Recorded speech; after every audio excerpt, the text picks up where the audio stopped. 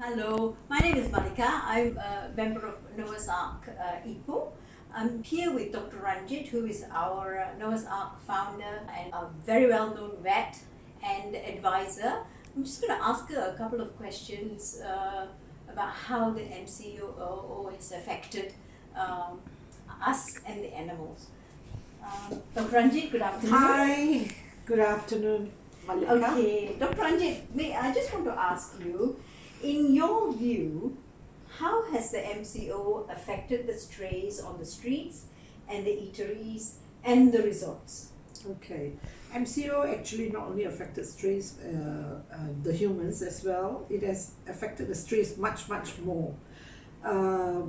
The stray, because of the closure of all the eateries, all the lockdown, people don't go to work. So let's take for eateries. When the eateries are closed, there are no scraps of food for the street animals like cats and dogs to fend and eat at. And number two, when the resorts are closed, there's also no leftover foods for that.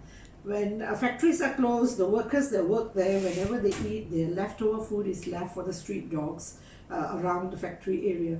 So with the MCO, I can tell you, a lot of dogs have started coming out. They started wandering and walking miles looking for food.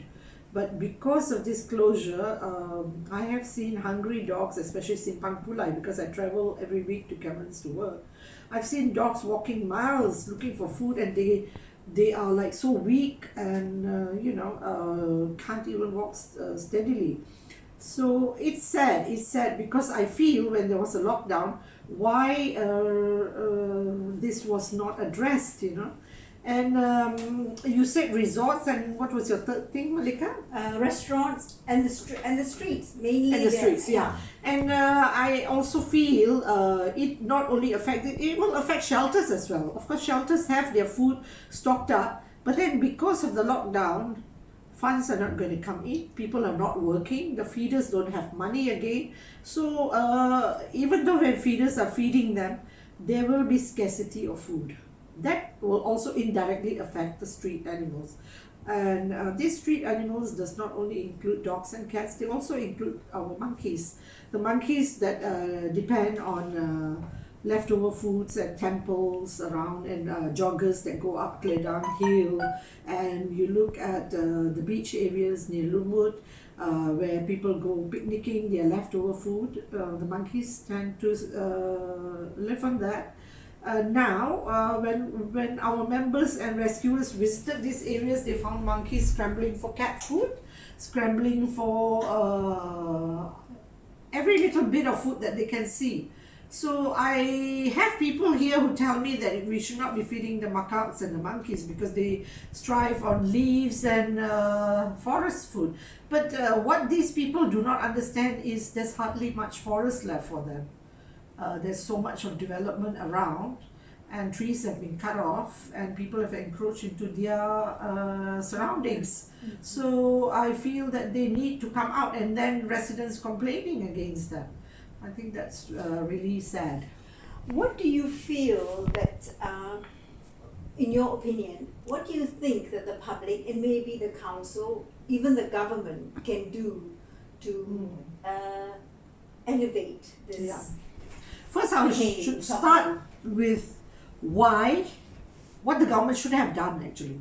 Why this was not addressed. I think the governments, let's forget about the animals first. I think the governments didn't even address this issue with human beings as well. First, let's talk about the normal human beings for them to travel to. First, they say, oh, the roads are open. Then they say next day, when they found out the queues are so long at the police station, then they say no movement. They were not ready at all, and there was no plan, and people have never sat down to think. Probably they never put intelligent people to sit down and think, yeah. And secondly, they never thought about the homeless people, that corona can spread with them.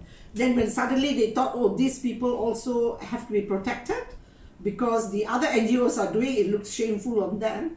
They gathered all the homeless and put them in one surrounding, like in Selangor, in Perak, in the stadiums, and give them makeshift tents. But I still see homeless people wandering out. They are just like street dogs. They don't like to be confined. I walk down Old Town, I still see homeless people walking down. I saw one the other day from the stadium walking out and taking a bus down to town. You know, because now talking about animals, the government never thought about that. With this closure, they made movement of rescuers difficult. They never thought the rescuers' shelters were way out of town. I know of rescuers who are not allowed to go and feed their dogs in their shelter. What do you mean to say that the dogs are to die?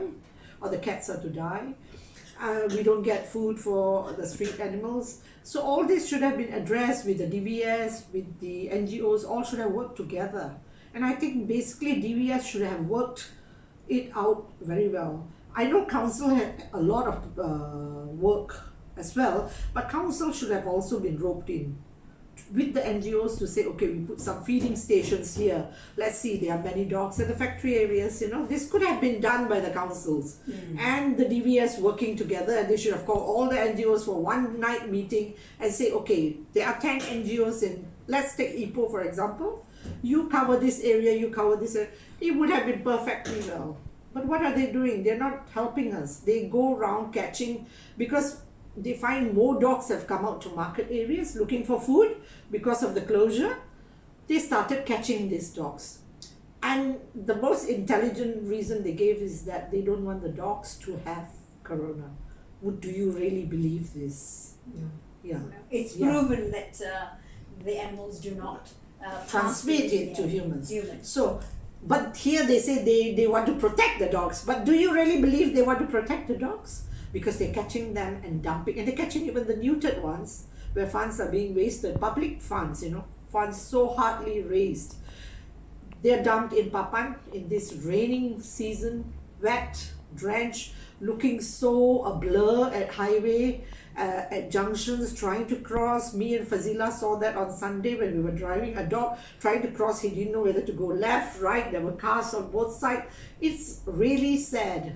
I feel this should be addressed. I think the people at governmental level, council, DVS, should go and see all this, work with people from the ground.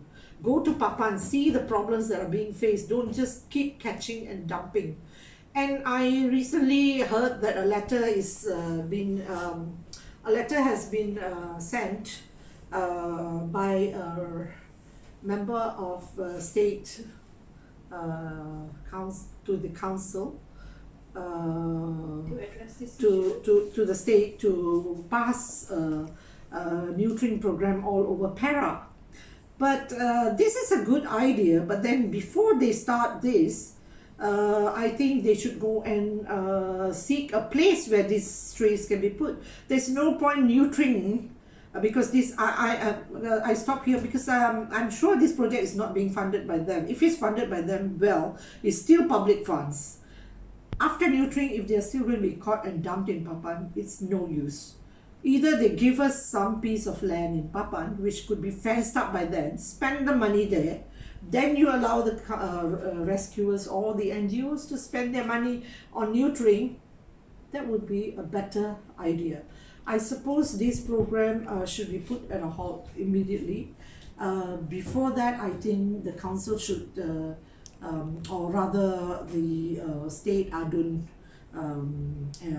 who has written this letter should approach the government to approve a piece of land in Papan for the NGOs, for all the NGOs to work together and have it for dogs that are caught and dumped there. And from there, the NGOs can work together to neuter those and feed them, taking turns to feed them. I think that would be a better idea. Thank you, Dr. Ranjit. Thank I'm sure that there is more to talk about. Yeah, we will do that. We will do that in part 2. It's sad actually. Yes. Yeah. Thank you, Dr. Ranjit. Thank you, Malika.